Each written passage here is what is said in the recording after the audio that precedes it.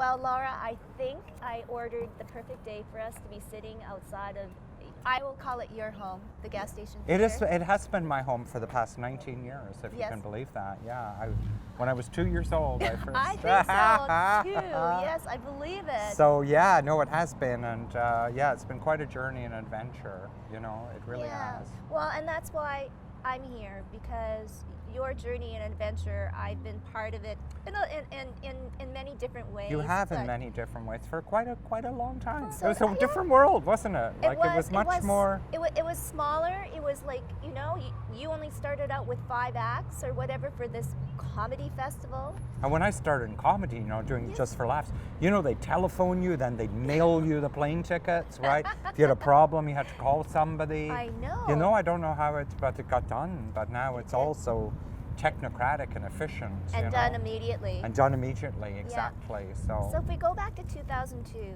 what was the thought of, hey, let's have a festival? And I know that you had a partner in crime, it's so-called, in doing this. But yes, it was a brave step. Well, it was this, I mean, Tom and Nicole, we were both involved in doing various comedy projects for CBC Radio, and it was a time when the gas station was in transition, and the idea of kind of doing a weekend-long live festival that then could be potentially recorded for radio and so on was something that we wanted to do. And then very quickly that first year, and I remember it was I believe it was the 17th of January. Oh no! CBC came for a meeting, television, and said, let's also make this a TV show. And so we were in the 23rd of March that year, so it was literally like 10 weeks to conceive of doing these 3 television specials and the 9 or 10 other shows we did. And so I think our naivety, as it often does, salvaged us. I think if we really realized how difficult it would be.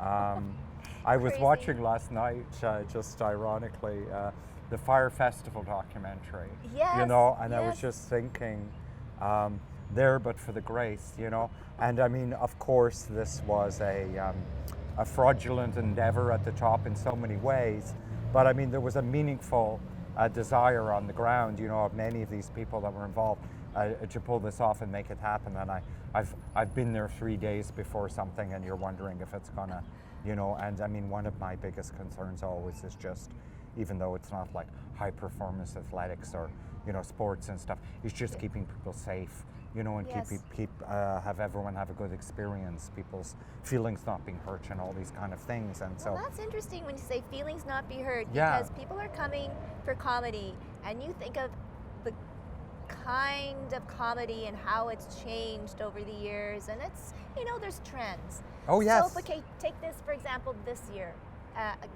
great festival. What were some of the trends, or what were some of the things that you saw, that nuances that, Well, things that really didn't exist in mainstream conversation, certainly in 2002, would be things like gender-neutral bathrooms, which we had here for the Don't Shush Me show on Saturday. Non-binary performers, asking performers their preferred pronouns. Certainly looking at, various forms of diversity.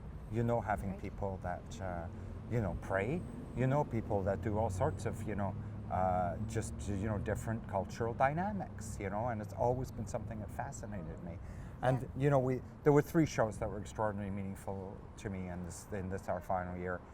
Probably more, but these especially. Which was the ones? Don't Shush Me show, where we did have comics, non-binary comics and trans comics, and then of course the Treaty One and Only show, where not only could we showcase Indigenous comics from all across Turtle Island, but also include information about the treaties. You may have seen the treaty map is still on the wall there, and just to work towards these projects that really involved in reconciliation, going to Stony Mountain and doing a show. That was one of the most eye-opening and in some ways moving experience I've ever seen. I went there and despite all the wonderful things that happened, to look out at a federal corrections institution where 98% of the population are Indigenous, are one category of marginalized people. You know, I just thought, you know, how is this different from South Africa, you know, back in the day? And it's just, you know, it's kind of shameful. And so, I mean, one of the things that it's not kind of, it is, one of the things I'm interested in as I move forward is just lending some of my production and writing skills to addressing some of these issues with people that are really struggling and yet are an untapped resource of creativity and productivity too. Productivity and new ways of organizing our cultures and societies, you know. So I want to ask you then too, when you were there at the penitentiary, what was the reaction? Oh, it was great. I mean, people, I mean, first of all, the inmates do a fundraiser to pay for the show, you know, and so they pay half and then the administration pay half, so they're very invested in doing it, and people, they let us tour the medium security range, where we got to meet some of the clients, and it was incredible, and just, you know, a terribly moving and you know, engaging experience, in some ways a very sad and depressing, you know, experience. And I mean, well, you brought some brevity and some we did, and I mean, this them. is, of course, and you always have to say this, this is not to undermine, you know, the fact that some behaviors that bring people there are you know, obviously in need of some kind of a social constraint. Right. However, you know, I just know that there's a lot of people there that have done things that people in the dominant culture do on a daily basis and never see inside of a jail or a police car and so on. So I think we have a great deal of work to do in this province, and I hope to be part of that. I'm certainly not leaving my home. One of the things that people said is, you know, oh, we'll miss you, you know, in Winnipeg, I'll miss you. I'm not going anywhere. I'm just You're not leaving. done, you're just starting. I'm just starting. On I mean, something new. So, okay, so now let's take it outside to the local comedic community, which in part the festival and what you've done has only fostered and grown so many. Well, I do think certainly, I mean, how I would frame it is, you know, I would say over the years we've probably been more aspirational than inspirational, in the sense that when you have a comedy festival in town and you have artists that come, you know, that are maybe on a higher shelf or have more national exposure and so on, you aspire to that. You know, in terms of inspiring, we certainly help to facilitate some shows and so on, but this has been a grassroots effort on behalf of our local comics to build this incredibly vibrant community. And, you know, to be honest, I've had very little to do with it. I just, you know, I support it in every way I can, but it has grown up on its own, and I'm just extremely proud. And to have the opportunity to have 5 of our local comics be good enough and strong enough to just kill at the gallows, you know, as openers, it's incredibly fulfilling kind of experience, and it's just amazing. So it's just delightful. It is. And you know what? No, you have to take credit. You do. You do. I'm taking credit because Tracy said I could. Okay, get your hand off the mic. But okay, so the future. You write. You're an excellent writer. Yes, thank you. Causes. Well, obviously you'd mentioned one. The Indigenous community. Certainly my own community, the transgender community, and the non-binary community, especially as it's related to access to services and healthcare. These are primary and I would say existential issues for our community.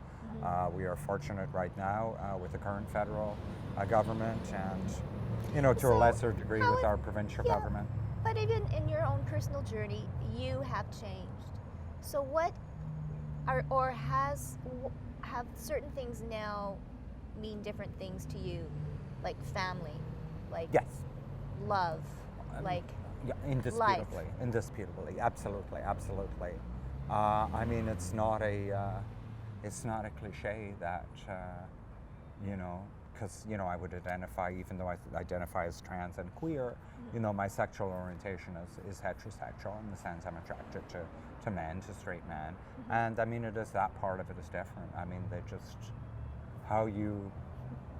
the amount of time that I think about and try to, you know, unpack and parse what somebody's saying in a text or by not texting and so on, things I really didn't understand, you know, come full. But I mean, when you talk about love in a real sense, you know, like agape, you know, just, you know, close dynamic relationships to have so many, female friendship is just so extraordinary and profound and strong and deep. And then to have these new and interesting friendships with men that I've known for years. And that took a while, because there was a tremendous amount of love and support, but also a desire, to try to just treat me as if nothing happened, and that it just wasn't working. No. And so there was a bit of a distancing that happened, and in some cases it was a bit bumpy, and certainly the first couple of years of my transition at the comedy festival, when I was exposed to people, who've known me for so long in one gender, in hindsight, I think I could have, I wish I had more tools to handle it better emotionally, but you grow over time, and so, that part of it, you get settled in yourself and your security, and you just, I'm just very comfortable right now. I don't even think about, I knew I was meeting you today, but do I put a little makeup on, but I'm not gonna you know what I mean? No. It's just that you just become a normal person, Yeah. And I think that's the really cool thing, and I think the great thing about you, Lara, is that you have your own identity, you have your own personality now, and you totally exude a much different Lara than yes, more beautiful. Oh, thank you. But the same, what But people it's say, true. you're the same but you're different, Some of your fundamental anxieties, I would say some of your poor coping skills and choices, which have genetic components to them. I used to do a joke as somebody that hasn't had a drink in 23 years. I said, Lara's not an alcoholic, but that's not, I can drink with impunity. Yeah. But, it's not a bad example, even though it's a joke, true. which is that, there are, and then, there are ways of being, that you have some agency over, but maybe, I was certainly somebody who could get ramped up, a bit too quickly in terms of, things being not particular, and this kind of stuff. And I've let a lot of that go, because a lot of that comes from unhappiness and stress. Exactly. Yes. But once in a while I'll play the boy privilege card, because I do see where you have been socialized to have this sense that you can people should be listening when you're upset and having that's challenges, the same thing. and that's a good thing, right? That's a powerful thing. And I think I find it, or I would say you're lucky because you're seeing both sides. Yeah, absolutely, See, absolutely. I have only seen one side. Yeah, oh, I know. And some of my women sometimes friends, because now you can go, Oh yeah, and some of my female friends, they'll say that it has given them a more generous feeling about being female. Yes. Because the biggest challenge outside of health and a few other things is just the way people are treated, and just how it wears down on you. I can't even conceive of what it would be like to experience the kind of rejection and things that you really do experience if I'd experienced it since I was 9. I think my level of acceptance, because I think around 9 is when you begin to realize it. And then hormonally, girls and boys seem to kind of shift. So you're like, okay, this is a role that I'm supposed to fall into right now, And I do love, because there's two things going on. I think there's trans people like me, where we're born different, sorry. I can do that. Thank you. We're born different. Yeah. And then there are people who just are really, erasing the boundaries of gender. And I think this is also a wonderful kind of thing, right? Because I think there's so much. And if women aren't given more power, we're doomed. I mean, that's just the reality.